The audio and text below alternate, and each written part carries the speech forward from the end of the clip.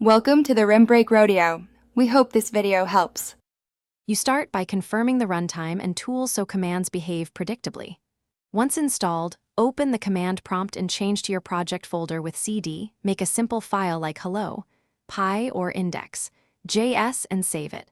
Then run the interpreter for a quick smoke test, Python hello, py or node index.js to confirm output. This first loop verifies the environment and gives immediate feedback. Make adjustments now so later steps won't fail unexpectedly. Now write a minimal program that prints a message and accepts an argument so you exercise input and output. Save, then run with the appropriate command. For compiled languages, compile first, then execute. Once done, test command line arguments and environment variables to see how behavior changes.